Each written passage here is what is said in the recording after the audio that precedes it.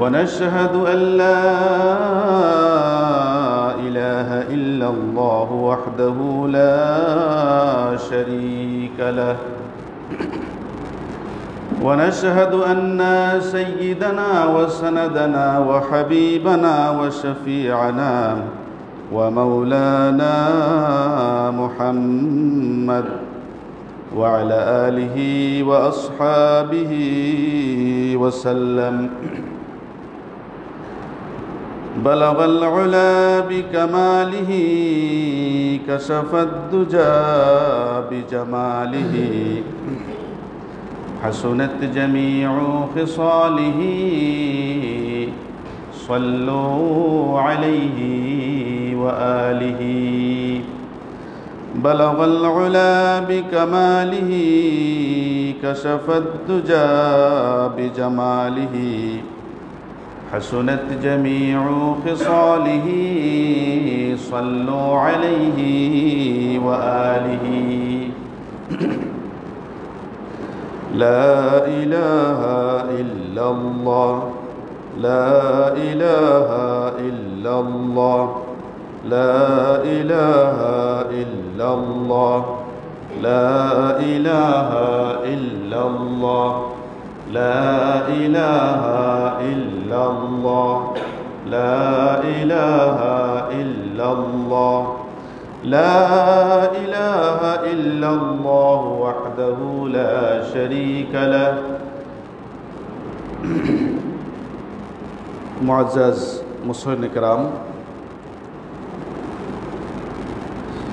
এবং যুবক ভাইরা, আসসালামু আলাইকুম ওয়া রাহমাতুল্লাহি ওয়া বারাকাতুহু। আমরা শুরুতেই সেই মহান আল্লাহ সুবহানাহু ওয়া তাআলার শানে হাজারো কোটি শুকর জ্ঞাপন করি যে মহান রব্বুল আলামিন আমাদেরকে আজকের জুমার দিনে মহান রবের নির্দেশিত দুরাকাত নামাজ পড়ার পূর্বক্ষণে আমাদেরকে তারই ঘরে মসজিদে আনলেন। এমন এক সময় আনলেন যখন বিশ্বের আনাচে কানাচে বিভিন্ন জায়গায় অনেক মানুষ অসুস্থ, অনেক মানুষ ভাইরাসের ভয়ে ঘর থেকে বেরোতে পারছে না। সব কিছু কাটিয়ে রব্বুল আলামিন আমাদেরকে তার ঘরে নিয়ে আসলেন। সেজন্য মহান রব্বুল আলামিনের শানে হাজারো কোটি শুকর জ্ঞাপন করে বলি আলহামদুলিল্লাহ, হামদান কাসীরান তাইয়িবান মুবারাকান ফীহি। মুআজ্জাজ হাজরিন, আপনারা নিশ্চয়ই জানেন এই মাস, এই সময়টি বড়ই বরকতময়। সামনে কিছুদিন পরেই হজ আসছে। হজের কার্যক্রম নর্মালি প্রস্তুতিমূলক কাজকর্ম চলছে, যদিও এবছর হজ খুবই সীমিত আকারে হচ্ছে।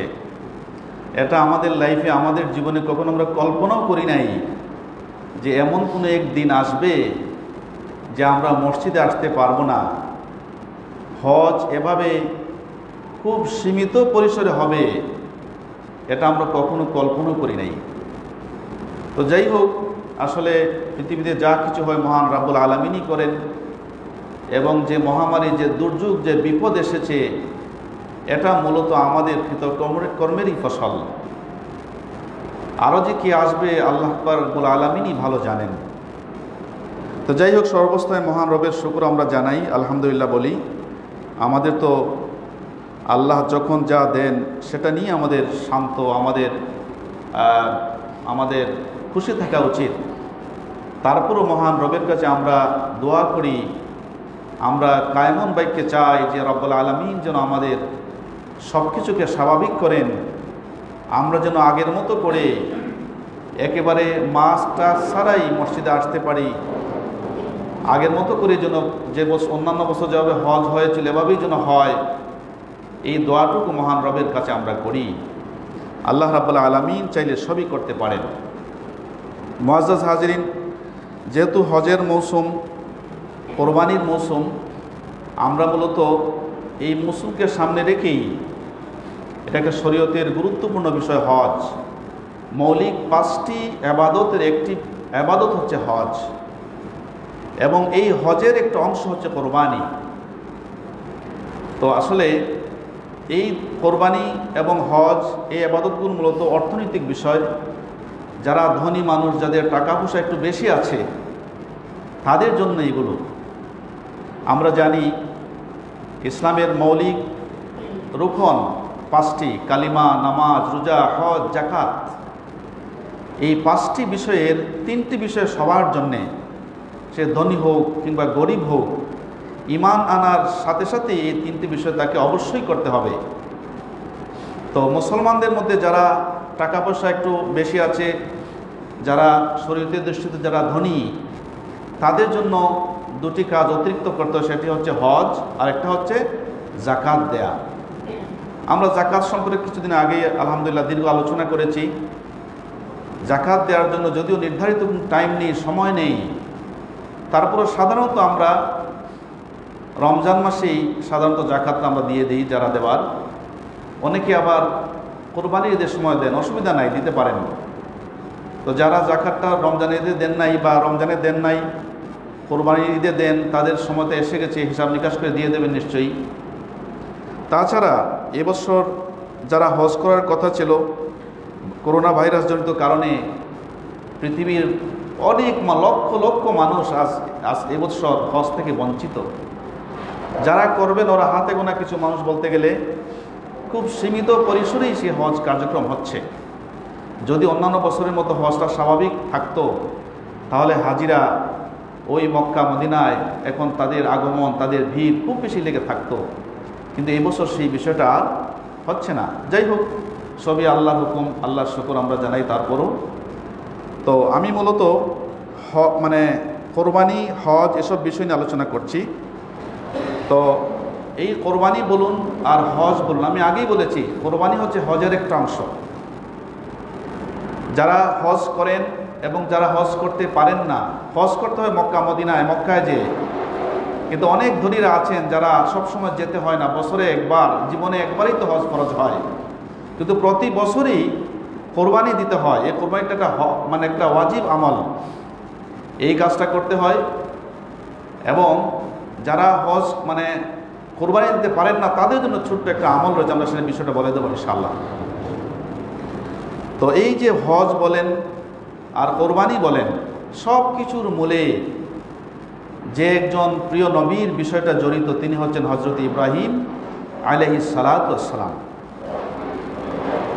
এই হজের বিষয়ে ইতিহাস যদি আপনি বলেন, ঘাটাঘাটি করেন, কোরআন তালাশ করেন, তাহলে দেখবেন কোনো না কোনোভাবে আল্লাহর প্রিয় নবী সাইয়েদনা ইব্রাহিম আলাইহিস সালামের নাম চলে আসে হজরত ইসমাইল আলাইহিস সালামের বিষয়টা।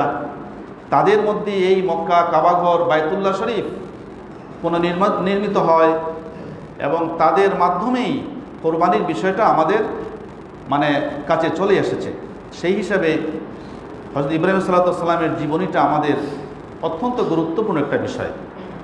তো যেহেতু আমাদের সামনে আরও 2টা কিংবা একটা জুমা আরও আছে, আমরা আরও আলোচনা করব। আজকে আমরা হজরত ইব্রাহিম আলাইহিস সালামের জীবনী মূলত আলোচনা করছি ইনশাআল্লাহ। ওমা তৌফিক ইল্লা বিল্লাহ।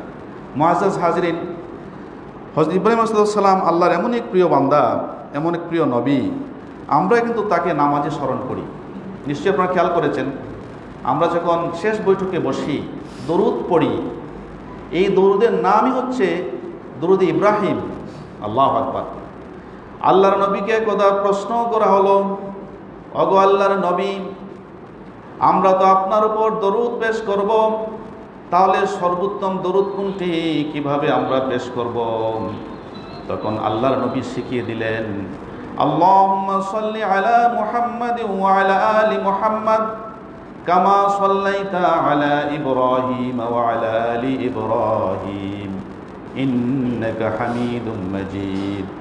আল্লাহুম্মা বারিক আলা মুহাম্মাদ ওয়া আলা আলি মুহাম্মাদ কামা বারাকতা আলা ইব্রাহিম ওয়া আলা আলি ইব্রাহিম ইন্নাকা হামিদুম মাজিদ। এই যে দরুদ আমরা পড়ি, আল্লাহু আকবার, এটা হচ্ছে সর্বোত্তম দরুদ। রাসূল কারীম সাল্লাল্লাহু আলাইহি ওয়াসাল্লাম আমাদেরকে শিখিয়েছেন। এই দরুদ পড়ার সময় আমরা সাইয়েদনা ইব্রাহিম আলাইহিস সালামকে স্মরণ করি। এভাবেই তাকে আখির জমানার উম্মত কিয়ামত পর্যন্ত স্মরণ রাখবে, আল্লাহ রাব্বুল আলামিন সেই ব্যবস্থা করে দিয়েছেন। আল্লাহ রাব্বুল আলামিন বলেন, ফালাম্মা জান্না আলাইহিল লাইলু রাআ কাওকাবান ক্বালা হাযা রাব্বি। আল্লাহ পাক রব্বুল আলামিন যত মানুষকে পৃথিবীতে বানিয়েছেন, এই মানুষকে পথ দেখাবার জন্যে, আল্লাহর দ্বীনের পথে নিয়ে আসার জন্যে যুগে যুগে নবী এবং রাসূল পাঠিয়েছিলেন। ওই নবী রাসূলরা খালি হাতে আসেন নাই, আল্লাহর পক্ষ থেকে আসমানি কিতাব কিংবা সহিফা নিয়ে এসেছিলেন। এগুলোর মাধ্যমে মানুষকে আল্লাহর পথে তারা দেখেছেন। ঠিক এমনিভাবে একজন নবী ছিলেন হযরত ইব্রাহিম আলাইহিস সালাম। তো ইব্রাহিম আলাইহিস সালাম এসেছেন, মানুষকে আল্লাহ রাব্বুল আলামিন বানিয়েছেন আশরাফুল মাখলুকাত করে। এই আশরাফুল মাখলুকাত মানুষ এজন্যই হলো যে তাদের জ্ঞান, বুদ্ধি, বিবেচনা করার মতো শক্তি আল্লাহ দিয়েছেন। আর এই শক্তি আছে বিদেই মানুষ সেরা সৃষ্টি, মানুষ আশরাফুল মাখলুকাত। আল্লাহ পাক রব্বুল আলামিন যদি যুগে যুগে নবী রাসূল নাও পাঠাতেন, তাহলে মানুষের উচিত ছিল, মানুষের কর্তব্য থাকতো যে তার নিজের জ্ঞান বুদ্ধি খাটিয়ে সে যেন তার রবকে চিনে নেয়, এটা তার দায়িত্ব থাকছিল। রব্বুল আলামিন তার প্রিয় নবী হযরত ইব্রাহিম আলাইহিস সালামকে সৃষ্টি করলেন। উদ্দেশ্য হচ্ছে তিনি তার বান্দাদের কাছে আল্লাহর দ্বীনের কথা পৌঁছাবেন। ফালাম্মা জান্না আলাইহিল লাইলু রাআ কাওকাবান ক্বালা হাযা রাব্বি। আল্লাহ পাক রব্বুল আলামিন বলেছেন, হযরত ইব্রাহিম আলাইহিস সালাম রাতের বেলা যখন হাঁটছিলেন, একদা রাত্রিতে তিনি আকাশের দিকে তাকালেন। উদ্দেশ্য রবকে চেনা, রবকে জানা। তিনি আকাশের দিকে তাকালেন, তাকিয়ে তিনি নক্ষত্র দেখতে পেলেন। এই নক্ষত্র দেখে তিনি মনে করলেন, ক্বালা হাযা রাব্বি, এই তো আমার প্রভু, আমি আমার প্রভুর সন্ধান পেয়ে গেছি। মুফাসসিরিনে কেরাম বলছেন, আসলে নবী রাসূলরা কেউই এমন ছিলেন না যারা মুশরিক। এই নবী রাসূলদের কেউই মুশরিক ছিলেন না, তারা সবাই ছিলেন তাওহীদবাদী। হযরত ইব্রাহিম আলাইহিস সালামের জমানায় যে মানুষগুলো ছিল, তাদের কেউ কেউ নক্ষত্রের পূজা করত, কেউ বা চন্দ্রের পূজা করত, কেউ বা সূর্যের পূজা করত, আবার কেউ বা মূর্তি পূজা করত। এই পূজাগুলো যে অনর্থক, এগুলো যে অসার, সেই বিষয়টা প্রমাণ করার জন্যে হযরত ইব্রাহিম আলাইহিস সালাম বললেন যে এই যে নক্ষত্র দেখা যায়, এই নক্ষত্রটাই আমার প্রভু, সেই আমার রব।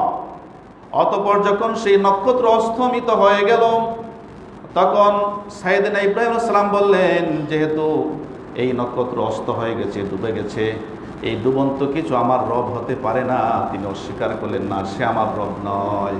উদ্দেশ্য কি? যারা ওই নক্ষত্রের পূজা করতো তাদেরকে বোঝানো যে তোমরা যে নক্ষত্রের পূজা করছো, আসলে এই পূজা ঠিক নয়, সে তোমাদের রব হতে পারে না। এই বিষয়টা প্রমাণ করেই ছিল মূল কথা।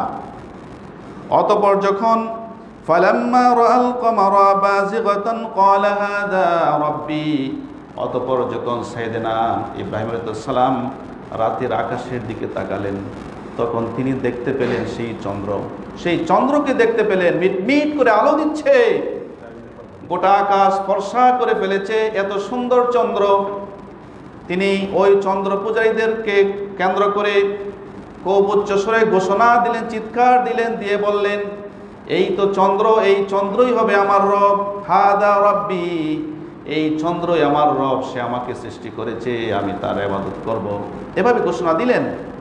কিন্তু যখন চাঁদ ডুবে গেল, ডুবে যাওয়ার সাথে সাথেই সাইয়েদনা ইব্রাহিম আলাইহিস সালাম ঘোষণা করলেন, না, তা ঠিক নয়, এই চন্দ্র আমার রব হতে পারে না। এই চন্দ্র যদি ডুবে যায়, অস্থিতিশীল, স্থিতিশীল নয়, সে স্থায়ী নয়, অস্থায়ী এমন কিছু আমার রব হতে পারে না। তিনি ঘোষণা দিলেন যে না, এই চন্দ্রটাও আমার রব নয়। তার মানেটা কি?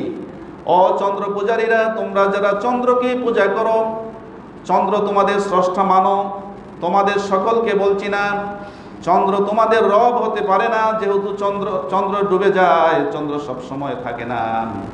আর তোমাদের রব যিনি হবেন, তিনি সার্বক্ষণিকভাবে টিকে থাকবেন।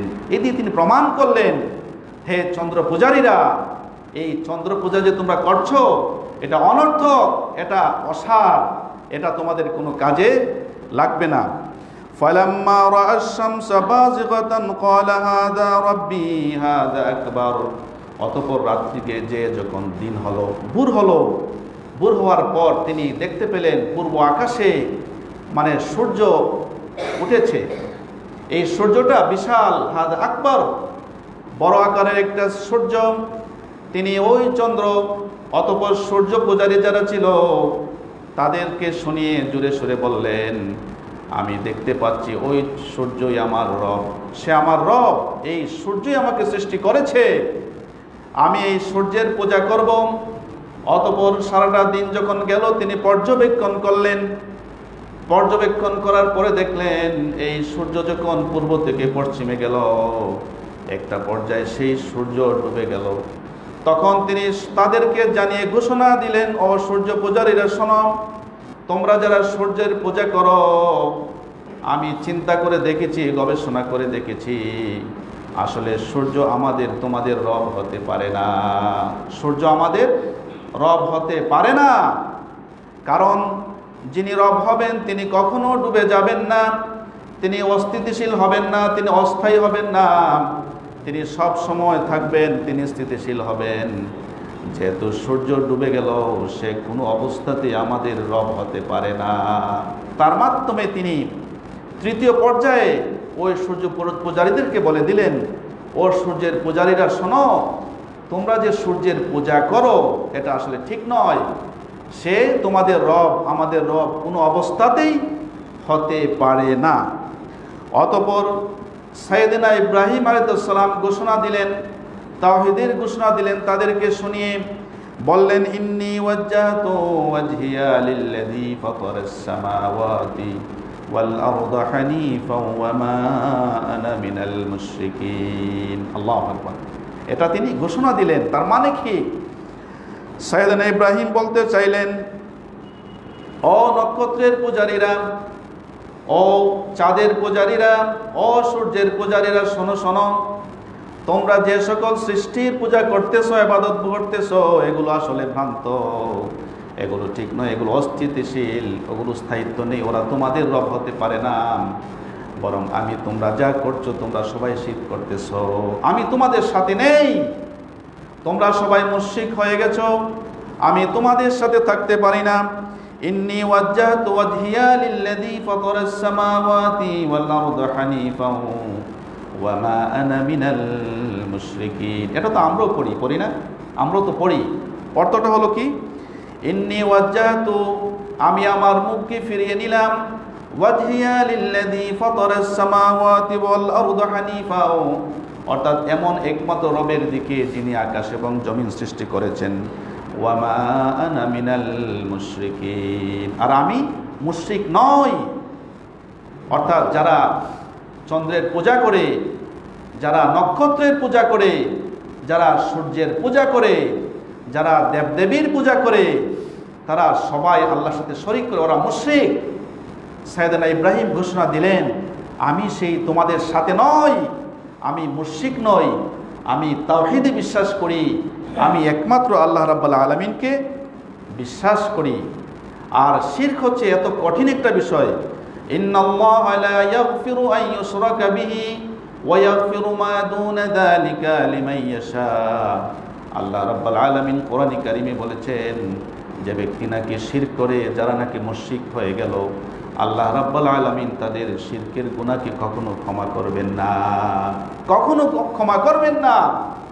এই শিরক ছাড়া যদি অন্য কোনো বিষয় একজন বান্দা করেই ফেলে, তাহলে রাব্বুল আলামিন চাইলে তাকে ক্ষমা করে দিতে পারেন। সেজন্য উলামায়ে কেরাম বলেন যে আমরা যে আমল যে যতটুকুই করি, সেই আমলটা যেন শিরক মুক্ত হয়। শিরক যুক্ত আমল কোনো কাজে লাগবে না, এই আমল আপনাকে আমায় কোনো ফায়দা দেবে না। আপনি আমি যতই নামাজ করি, রোজা পড়ি, যত কিছুই করি, যদি শিরকের মধ্যে ঢুকে যায়, এই শিরক সবগুলোকে ধ্বংস করে ফেলবে। আল্লাহ তাআলা কোরআনে কারিমে এক জায়গায় বলেছেন যে নাকি শিরক করলো, সে এত বড় অপরাধ করলো, সে যেন আকাশ থেকে ছিটকে পড়লো। আচ্ছা বলেন তো, একজন মানুষ যদি আকাশ তো দূরের কথা, 5তলা বিল্ডিং থেকে, ওই তো সেদিন আমাদের একটা অ্যাক্সিডেন্ট ঘটলো, মানে 5তলা বিল্ডিং থেকে, ওইটা একটা লাকড়ির ঘটনা। যাই হোক, যে 5-6 তলা বিল্ডিং থেকে যদি কেউ পড়ে যায় তাহলে সাথে সাথেই সে ডেড, মরে যাওয়ার কথা। কিন্তু আল্লাহ বললেন যে ব্যক্তি নাকি শিরক করলো, মুশরিক হয়ে গেল, সে এত বড় অপরাধ করেছে, সে যেন আকাশ থেকে ছিটকে পড়ে গেল। আরে তার মানে কি? সে ধ্বংস অনিবার্যভাবে ধ্বংস হয়ে গেল। সেজন্যে হযরত ইব্রাহিম আলাইহিস সালাম বলেছেন যে আমি মুশরিক নই, আমি একমাত্র সেই মহান হানিফা, একমাত্র সেই মহান রবের পরিমাণ আনয়ন করেছি। এজন্য আমাদের উচিত কোনো অবস্থাতেই যেন আমরা শিরকের ধারে কাছে যেন না যায়। শিরক আমরা অনেক রকমের করি। যেমন আমরা অনেক সময় বিভিন্ন মাজারে যাই, গিয়ে দোয়া করি। অনেকে ডাইরেক্ট সিজদাও দেয়, আমরা দেখি এগুলো দেয় না, এগুলো অনেকে ডাইরেক্ট সিজদা দেয়। তারা মনে করে যদি মাজারের শাহিত বাবাকে খুশি করা যায় তাহলে আমার সব হয়ে যাবে। নাউজুবিল্লাহি মিন যালিক। অথচ এই কবরস্থ মানুষটা আল্লাহর বান্দা, আল্লাহর প্রিয় বান্দা নিশ্চয়ই, কিন্তু তার অবস্থা কেমন একমাত্র তিনি আর আল্লাহ ছাড়া কেউ জানে না। আর আমরা তার কাছে যে দোয়া চাই, বিভিন্ন বিষয়ে বলি। যার বাচ্চা নেই সে বলে বাবা আমাকে একটা ছেলে দাও, বাবা আমাকে একটা সন্তানের ব্যবস্থা করে দাও। নাউজুবিল্লাহ, বাবা কেমন করে দেবে? যার ব্যবসা মান্দা হয়ে গেছে সে গিয়ে বলে বাবা আমার ব্যবসাটাকে সুন্দর করে দাও। এইভাবে বিভিন্ন সে দোয়া করে। এই দোয়ার মাধ্যমে সে মনে করে যদি বাবার কাছে চাই, এই মাজারে যদি চাই তাহলে বাবা খুশি হয়ে যাবেন, আমি সফল হয়ে যাব। নাউজুবিল্লাহ, খুশি নয়, বরং তোমার জীবনটাকে তুমি নষ্ট করে এসেছো। এইভাবে করা যাবে না।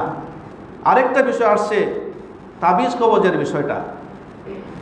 তাবিজ কবজ সম্পর্কেও অনেক উলামা কেরাম সাফ বক্তব্য হলো এটা একটা শিরকি বিষয়। রাসূলের জীবনে, সাহাবায়ে কেরামের জীবনে তাবিজ কবজের কোনো ব্যবস্থা ছিল না। সর্বোচ্চ আপনি ঝাড়ফুঁক দিতে পারেন, কোরআনের বিভিন্ন আয়াত, বিভিন্ন সূরা পরে আপনি রোগীকে ফুঁক দিতে পারেন, কিন্তু কোনো অবস্থাতেই আপনি মানে তাবিজ ঝোলাতে পারেন না। যারা তাবিজ লিখেন একটু খুলে দেখেন তো এখানে কী লেখা, আরবিতে লেখা 1 2 4 5 7 কয়েকটা সংখ্যা লেখা। আহারে, কোরআনকে ওরা নাকি সংখ্যায় নিয়ে আসে। এটা কেমন কথা? এটা একটা বড় মাপের মানে গুনাহ।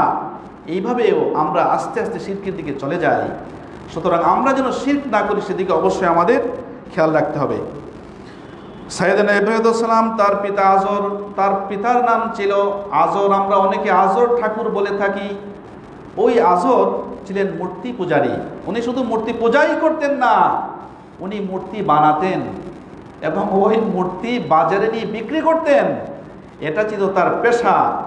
এই মূর্তি বিক্রির মানে পয়সা দিয়ে তিনি দিনাতিপাত করতেন।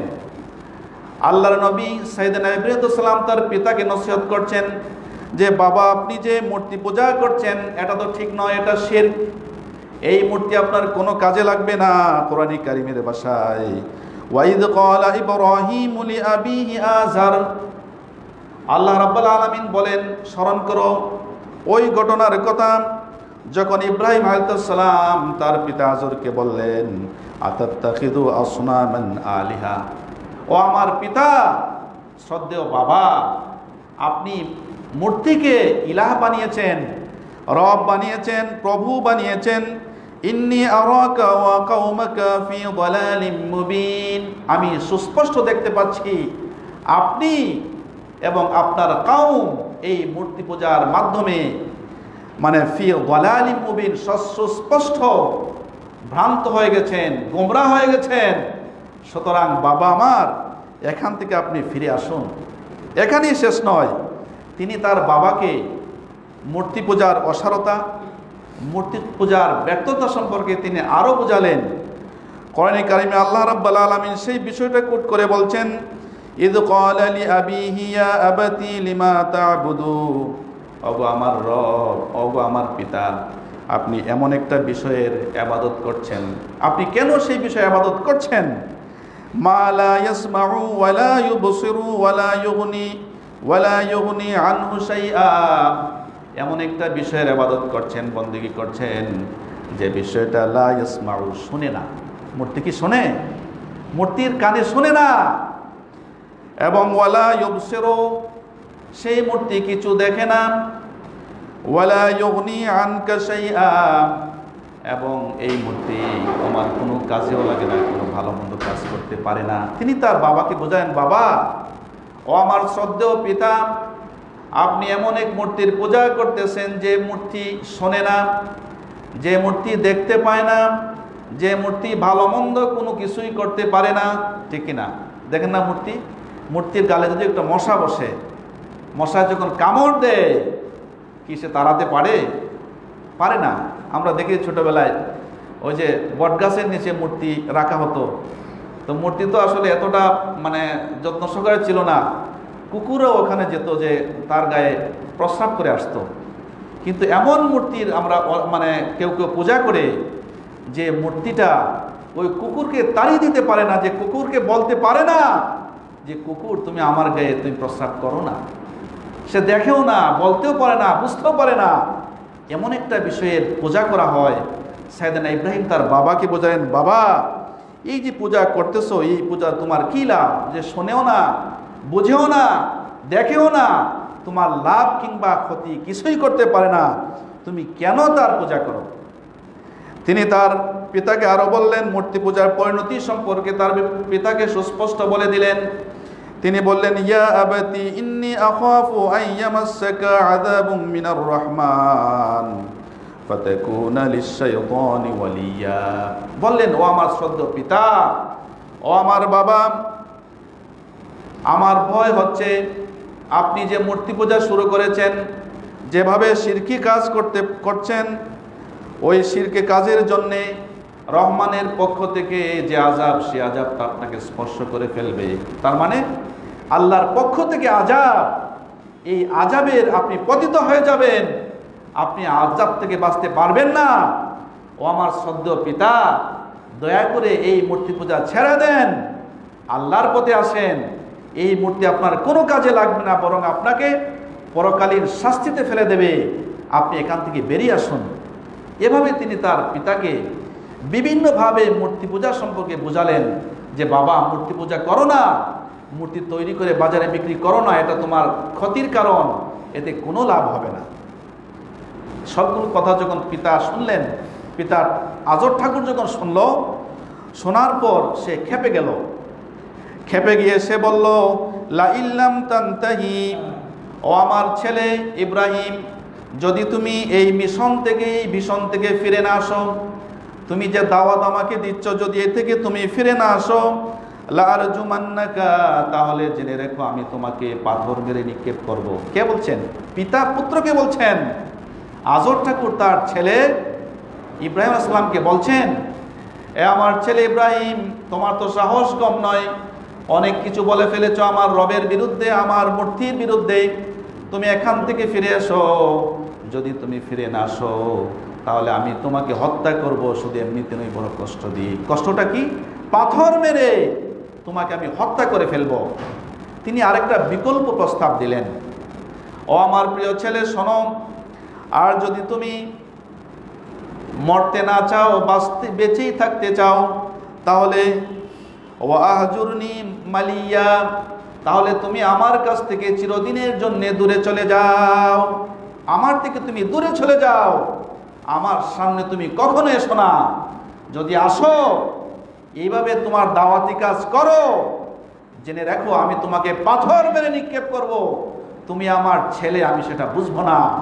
আমার রব মূর্তির বিরুদ্ধে তুমি কথা বলছো, এটা আমি কোনো অবস্থাতেই মেনে নিতে পারবো না। এই দুটি প্রস্তাব দিল। এক নাম্বার, তুমি হয় মরবা, না হয় বাঁচবা। যদি বাঁচতে চাও, আমার কাছ থেকে অনেক দূরে তুমি চলে যাও, তোমাকে আমি ত্যাগ করলাম, তোমার আমার দরকার নেই, চলে যাও। এভাবে তার পিতা তাকে থ্রেট দিলেন যে, তোমাকে হয় যদি বাঁচতে চাও, আমার কাছ থেকে দূরে চলে যাও, আমি যেন তোমাকে আর দেখি না। এই কথা শোনার পর সাইয়েদনা ইব্রাহিম ইসলাম কি বললেন? আল্লাহ কোরআনে সেই বিষয়টা নিয়ে এসেছেন। আল্লাহ রাব্বুল আলামিন কোরআনে কারিমে বলেন, ক্বালা সালামুন আলাইক সাআস্তাগফিরু লাকা রাব্বি, ওগো আমার পিতা, আমি তোমাকে সালাম জানাচ্ছি। বাবা, ও পিতা আসর, তুমি আমাকে হত্যা করে ফেলতে চাও, অথবা বলেছো আমি যেন চলে যাই। ঠিক আছে, আমি চলেই গেলাম। ইবাদুর রহমানিল্লাযীনা ইয়ামশুনা আলাল আরদি হাওনা ওয়া ইযা খাতাবাহুমুল জাহিলুনা ক্বালু সালামা। এটা হচ্ছে আল্লাহর বান্দাদের লক্ষণ। আল্লাহর বান্দারা যখন কোনো জাহিলদের সাথে কথা বলে, তর্কে লিপ্ত হয়ে যায়, একটা পর্যায়ে ক্বালু সালামা, তার কথাবার্তাটা হয়, তর্কটা হয় খুব শালীন, ভদ্র এবং নম্রভাবে।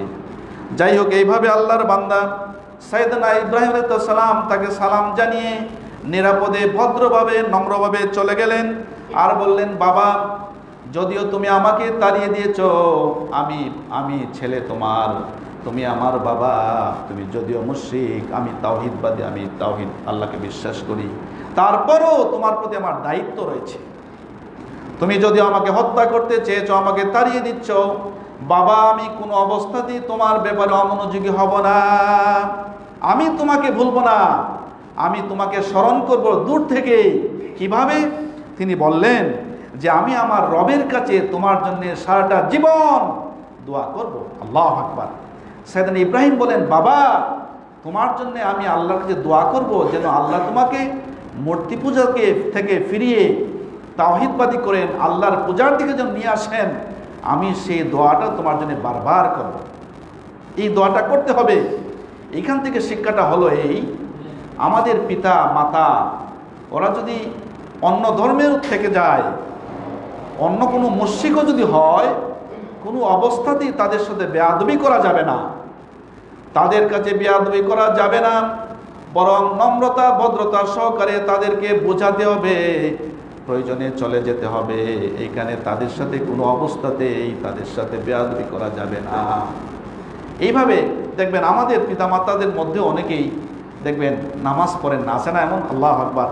অনেক ছেলে আছে এমন, মেয়েরা আছে এমন, সে আলহামদুলিল্লাহ ইসলামের কমপ্লিটলি পাবন্দি, সে নামাজ পড়ে, রোজা রাখে, সবই করে, কিন্তু এমনও কোনো পিতা পাওয়া যায়, বাবারা পাওয়া যায়, ছেলে নামাজ পড়ে কিন্তু বাবা নামাজ পড়ে না, ছেলে রোজা রাখে কিন্তু বাবা রোজা রাখে না।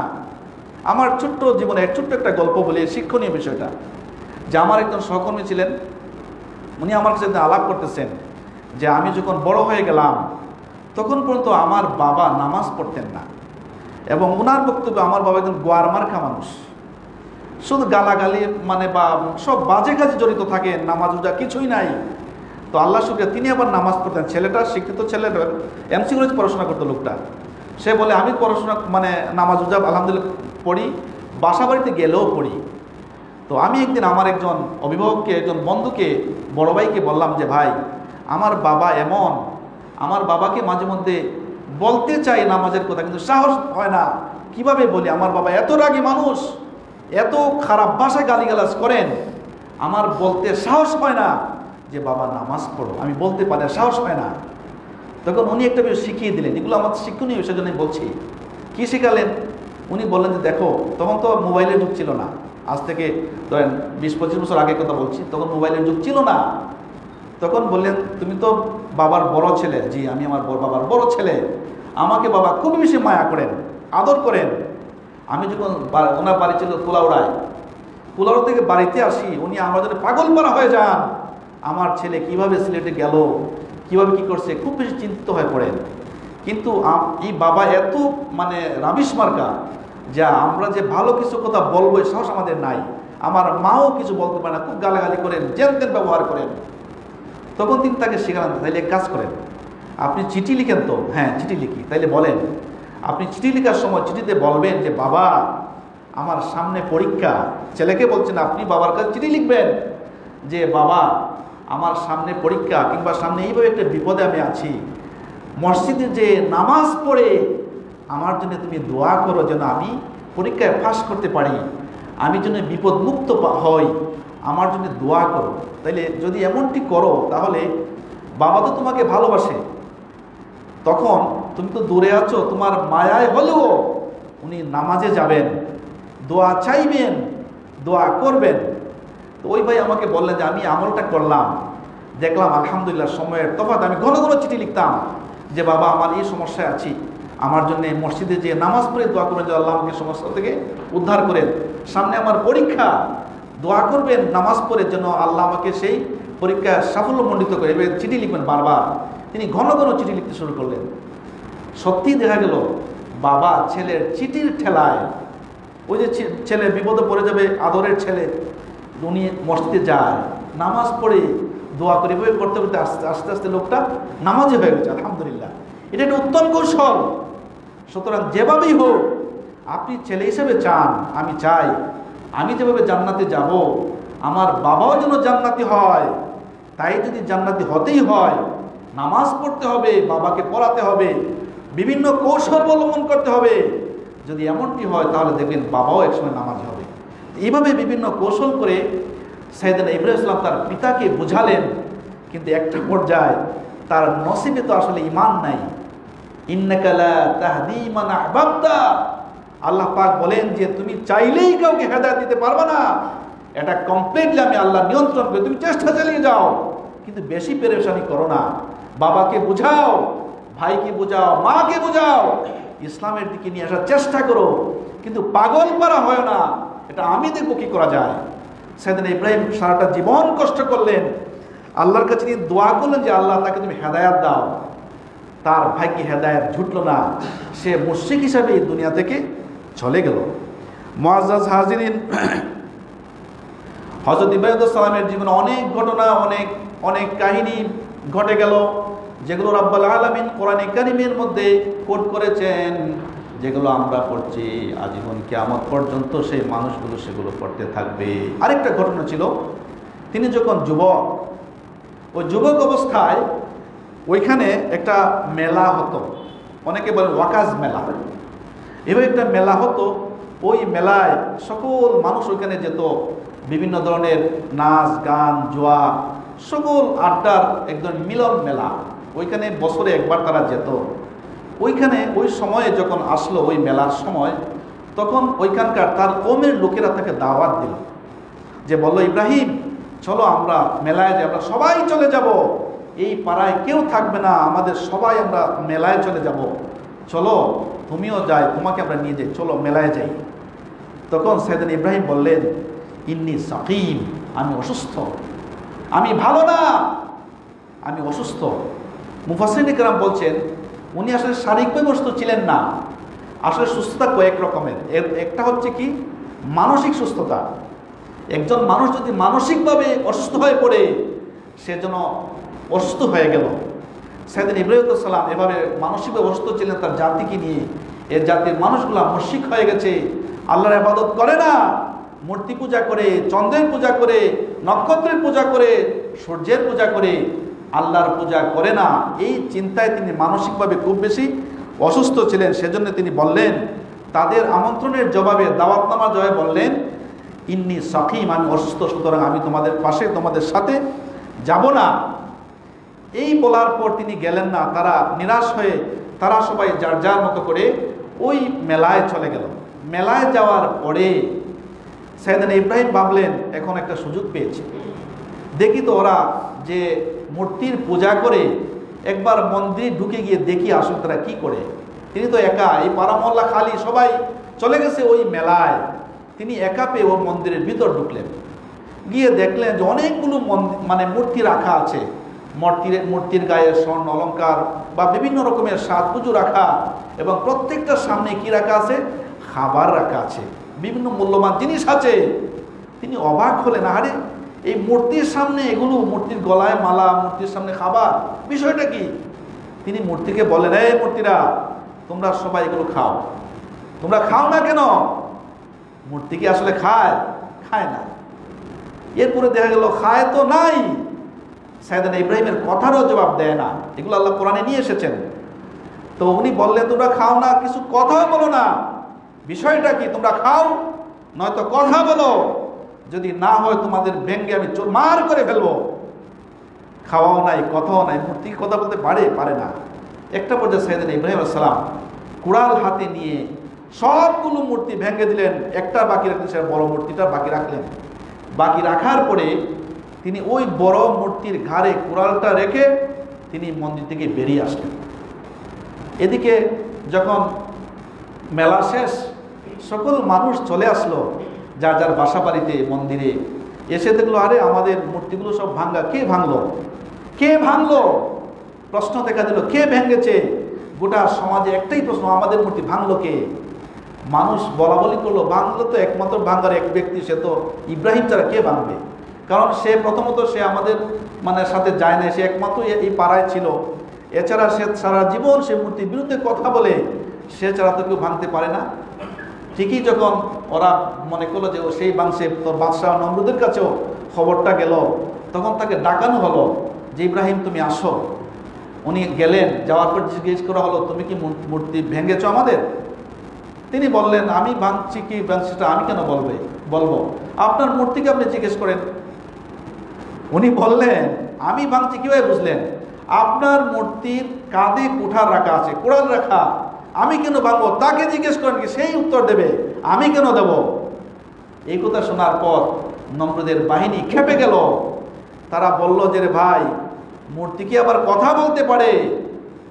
তখন সাইয়েদনা ইব্রাহিম সুযোগ পেয়ে গেলেন। যে পয়েন্টের জন্য এতদিন কাজ করছেন, মন্ত্রিসভায় দাওয়াত দিতে চেয়েছেন, তিনি বললেন, ওই বাবার মতোই বললেন, যে মূর্তি কথা বলে না, যে মূর্তি শোনে না, যে মূর্তি আত্মরক্ষা করতে পারে না, তোমরা কেন সেই মূর্তির ইবাদত করো, বন্দেগী করো? এটা করে তোমাদের লাভ কি? একথা তিনি সবার সামনে বলে ফেললেন। যেই বলা হলো, সবাই ওরা খেপে উঠলো যে আমার মূর্তির বিরুদ্ধে কথা বলেছ। একটা পর্যায়ে তারা সিদ্ধান্ত নিল যে না, তাকে আমরা হত্যা করে ফেলব। কোরআনে কারিমে আল্লাহ রাব্বুল আলামিন বললেন ক্বালু হাররিকুহু, তারা সিদ্ধান্ত নিল, তারা বলল যে ওই ইব্রাহিমকে জ্বালিয়ে ফেলো। জ্বালিয়ে ফেলার সার্বিক ব্যবস্থা করা হলো, তাকে আগুনে ফেলা হলো। জীবনের কঠিন পরীক্ষায় পড়ে গেলেন সাইয়েদনা ইব্রাহিম আলাইহিস সালাম। তার জীবনে বড় বড় পরীক্ষা ছিল, এর মধ্যে একটা পরীক্ষা নমরুদের বিশাল অগ্নিকুণ্ডে পড়ে যাওয়া। তাকে ফেলা হলো। পড়ে যাওয়ার পরেও তারা আগে ওয়ার্নিং দিল যে তুমি তোমার এই ধর্ম থেকে ফিরে আসো, তারপর ছেড়ে দেবো। তিনি বলেন না, আমি এক আল্লাহ স্রষ্টা, তার ইবাদত আমি করবো, তার কথা বলতেই থাকবো, জীবন যা কোনো আপত্তি নেই। একটা পর্যায়ে নমরুদের মানুষগুলো তাকে আগুনে ফেলে দিল। আগুনে ফেলে দেওয়ার পর বিভিন্ন ইতিহাস করতে এসেছে, নমরুদ তার বাহিনী নিয়ে বিশাল অগ্নিকাণ্ডের চতুর্দিকে বসে দেখতেছে যে আগুনের ভিতর সাইয়েদনা ইব্রাহিম আলাইহিস সালাম সুখে বসে আছেন, আগুন তাকে স্পর্শ করছে না। ইতিহাস বলে তখন নমরুদ চিৎকার দিয়ে বলল, নমরুদের বাহিনীরা বলবো, ও আগুন, সারাটা জীবন তোমার ইবাদত করলাম, তোমার পূজা করলাম, তোমার বন্দেগী করলাম, আজকে আমাদের শত্রুকে তোমার কাছে দিলাম, তুমি জ্বালাতে পারছো না। কি বিষয়? আগুন, তোমার জ্বালানোর শক্তি কি চলে গেছে নাকি? তখন ওই আগুনকে আল্লাহ বাকশক্তি দিয়েছিলেন। আগুন চিৎকার দিয়ে বলেছিল, ও নমরুদের দল শোনো, আমি আসলে আমার ক্রিয়া ক্ষমতা হারাই নাই, আমি জ্বালাতে পারি না, বিষয়টা এমন নয়। আর যে আল্লাহ আমাকে সৃষ্টি করেছেন, সে আল্লাহ আমাকে বলে রেখেছেন কোরআনের ভাষায়, কুলনা ইয়া নারু কুনি বারদাম ওয়া সালামান আলা ইব্রাহিম। আমার রব আমাকে ডেকে বলেছেন, ইয়া নার, ও আগুন, আমার বান্দা ইব্রাহিমের উপর তুমি শান্তিদায়ক ঠান্ডা হয়ে যাও। আগুন বলল, নমরুদ, আমার রব আমাকে ডাক দিয়ে বলেছেন আমি যেন তার প্রিয় হাবিব ইব্রাহিমকে জ্বালাই না, এজন্য আমি তাকে জ্বালাতে পারছি না। আমি আসলে জ্বালাতে পারি, যদি সাহস থাকে তুমি আসো, এসে দেখো আমি জ্বালাতে পারি কিনা। সেদিন আগুন এভাবে ডেকে কথা বলেছিল। তো যাই হোক, এই পরীক্ষায়ও আল্লাহর নবী সাইয়েদনা ইব্রাহিম আলাইহিস সালাম পাস করে ফেললেন। এখানেও তাকে ঈমান থেকে টলাতে পারলো না, তিনি 100% পাস করলেন। মুআজ্জাজ হাজিরিন, এইভাবে সাইয়েদনা ইব্রাহিমের উপর জীবনে অনেক পরীক্ষা এসেছিল, তিনি সবগুলো পরীক্ষায় পাস করেছেন। এই পরীক্ষাগুলো পুরো কঠিন পরীক্ষা, আগুনে পড়ে যাওয়ার পরীক্ষা। ওইখানে দীর্ঘ 40 দিন ছিলেন। বিভিন্ন কিতাবাদিতে পাওয়া যায় তিনি তার পরবর্তী জীবনে তার ছেলে বা তার নাতিপুত্রীদের সাথে যখন তিনি গল্প করতেন, তখন ওই আগুনে থাকার 40 দিনের আরামের গল্প তিনি করতেন, যে আমি এভাবে ছিলাম, 40টা দিন আমি আগুনে ছিলাম, আমার এই হয়েছে, আল্লাহ তোমাকে রেহাই দিয়েছেন, আল্লাহ আমাকে শান্তিতে রেখেছেন আগুনের ভিতরেও, সেই জন্যে বলা হয় রাখে আল্লাহ মা রেখে। কিন্তু কথা হলো যদি ঈমান সেইভাবে হয়, এই বিপদ এই মুসিবত দেখে সেই ঈমানদার ভয় পায় না। ঈমান এমন বিষয়, যদি ঈমানের উপর টিকে থাকা যায়, আল্লাহর পক্ষ থেকে সাহায্য আসবেই আসবে, তাতে কোনো সন্দেহ নাই। মুআজ্জাজ হাজিরিন, আমাদের সময় প্রায় একেবারে শেষ প্রান্তে। তো আমরা যে সময়টা অবস্থান করছি, সামনে আমাদের কোরবানি। এই কোরবানির জন্য আমাদের প্রস্তুতি নিতে হবে। যদিও ভাইরাসের আক্রমণ এই সেই যত অনেক কিছুই আছে, সরকার ঘোষণা দিয়েছে, গতকালকে পত্রিকায় দেখলাম, ঈদের আগে 5 দিন, পরে 4 দিন, টোটাল 9 দিন পরিবহন বন্ধ থাকবে। এবং নির্দেশনা এসেছে সরকারি বেসরকারি সকল কর্মচারী কর্মকর্তারা তাদের কর্মস্থলে থাকবেন। তার মানে সরকার চাচ্ছেন যে মানুষ যেন আনাগোনা একটু কম করে, কেন ভাইরাসের বিস্তার ঘটবে। আসলে এখন তো আমাদের প্রায় 42 সর্বোচ্চ শনাক্ত ছিল আমাদের মানে ভাইরাস আক্রান্ত রোগী, এখন গতকালকে 3500 সম্ভবত। তো অনেকটা কমে আসলেও ওই গত যে ঈদ, যেটা ঈদুল ফিতর ছিল, ঈদুল ফিতর আগে অনেক কম ছিল, এই রোগীর সংখ্যাটা অনেক কম ছিল। যে গবেষণা দেখা গেছে ওই ঈদকে কেন্দ্র করে যে মানুষের আনাগোনা, চলাফেরা, মার্কেটিং, শপিং মল, বিভিন্ন জায়গায় যে আনাগোনা, একটা মানুষের সমাগম, এই কারণে এই ভাইরাসটা আরও বেশি বেড়ে গেছে। সরকার মহোদয় চাচ্ছেন যে অন্তত এই ঈদকে কেন্দ্র করে যেন আমরা আগের মতো এভাবে মুভ না করি, আমরা যেন এভাবে চলাফেরা না করি, সেজন্যে 9 দিন ভরা পরিবহন বন্ধ থাকবে। উদ্দেশ্য কি? আমরা যেন যে যেখানে আছি সেভাবেই থাকি। আমি যদি বাড়ি যাই, যাওয়ার সময় হয়তো কোনো ভাইরাস নিয়ে যাব, আমি আক্রান্ত হব, আমার বাড়ির মা বাবা ভাই বোন সবাইকে আক্রান্ত করে আসব। অথবা বাড়ি থেকে যখন ফিরব, তখন ওই বাড়ি থেকে আমি ভাইরাসটা নিয়ে আসব। সরকার চাচ্ছে যে এই যে মানে মুভমেন্টের কারণে একটা ভাইরাসের আনাগোনা হয়, এটা থেকে আমাদের বাঁচতে হবে, সামাজিক দূরত্ব বজায় রাখতে হবে, একান্ত প্রয়োজন ছাড়া ঘর থেকে বের হওয়া যাবে না। এই অবস্থার পরিপ্রেক্ষিত আমাদের যাদের উপর কোরবানি ফরজ, আলহামদুলিল্লাহ আমরা আমাদের মতো করেই ব্যবস্থা করবো, যে যেখানে যেভাবে আছে সেভাবে করব। আরেকটা ছোট্ট আমলের কথা বলছিলাম যে আগামী শুক্র আগে সেই বিষয়টা, যে জিলহজ মাসের 10 তারিখ তো মানে আমাদের কোরবানি। ওই কোরবানির মানে জিলহজ মাসের 1 তারিখ থেকে 10 তারিখ পর্যন্ত আমাদের নখ, চুল, গোঁফ, দাড়ি, মোছ ইত্যাদি এগুলো চাটা খাটা যাবে না। এগুলো একটা সুন্নাত বা মুস্তাহাব আমল। এই অবশ্যই এটা ফরজ নয়, ওয়াজিব নয়, এটা নফল আমল। এটা আসলে আমরা সবাই করার চেষ্টা করব। অর্থাৎ জিলহজ মাসের 1 তারিখ থেকে 1 তারিখের আগেই আমরা আমাদের নখ টুক যে যা